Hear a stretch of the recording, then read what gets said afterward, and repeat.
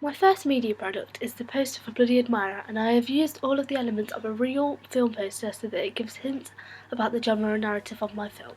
To do this, I have also used, developed and challenged conventions so that it is effective for my film in particular. On my poster, I have used narrative conventions by showing the disruption stage of Todorov's theory. This is a convention for horror posters seen in Prom Night and Sorority Row. The reason for this is because it shows the most interesting part of the film, and therefore people are attracted to watch the film. I did this by showing the antagonist using direct address to engage the audience. I use this convention because it is very recognisable in the slasher genre, as it helps connote the narrative, allowing the audience to decide whether it appeals to them or not. The tagline that I have used for my trailer is another narrative convention, as due to the limited amount of information you can give on your poster, the tagline helps inform the audience more about the narrative of the film. The tagline I used is "Till Death Do Us Part", and I chose this because it links in with the idea of the antagonist being obsessed with someone.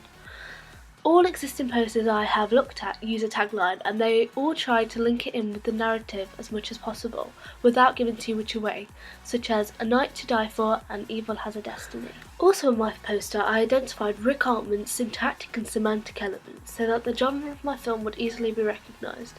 An example of a syntactic element is the colour red, because it is iconic to the horror genre. This is because it symbolises danger, therefore this is the reason I use this colour for the main text. Also, it makes sense for me to use red because the title of the film is Bloody Admirer, therefore it links in with the idea of blood. Other film posters which show this convention are You're Next and The Last House on the Left, who both use the colour for this one piece of text, mainly so it stands out above the other components. A semantic element is the framing of my image and how it is shot. The original image for my poster was a medium close-up, however I decided to enlarge the image to make it almost extreme close-up. By doing this, it makes the antagonist look much more intimidating. Also, because the composition of my film is quite simplistic, by enlarging the image it complements how he is viewed, making him the main focus. I use this convention as it is an effective feature that allows the composition of the poster to become much more interesting. This can be seen in posters such as Prom Night, A Nightmare on Elm Street, and Smiley. The last semantic element in my poster was the mise-en-scene used in the image. I made the mise-en-scene very conventional, therefore allowing the audience to easily recognise the genre from the convention seen in the image. The lighting used is high key with some dark shadows, which creates an enigma and shows that he has a dark side, which can also be seen on the poster of Nightmare on Elm Street.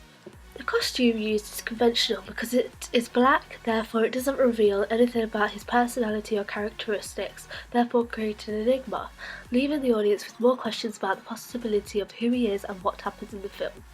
Also, because the colour of his clothing is black, it connotes the idea of danger and death, which is what people face, caused by him. This idea can be seen in the posters for Friday the 13th, The Strangers and You're Next.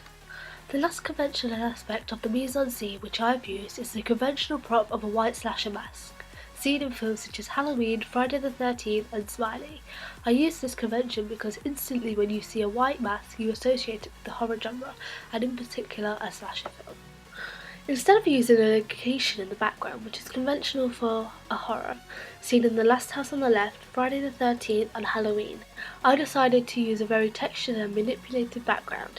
I developed this convention because I felt that the location wasn't a key factor in my film, and therefore to add to the simplicity of my poster I would add this background.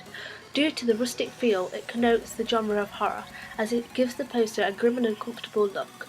Other films which have challenged this convention are Smiley and Sorority Row. Another key element that is conventional is the release date. Most of the posters I've looked at include the release dates such as Prom Night and Smiley, because it gives the information on when the film can be watched. I have released my film on October 31st. I did this because it is conventional for a horror film to release films on Halloween or around this time of year. Films which have been released around this time are Halloween and Smiley.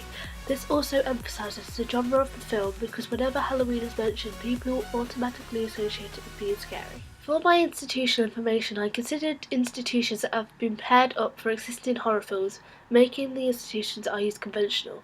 I chose Metro-Goldwyn-Mayer and Dimensions, who have previously made Halloween.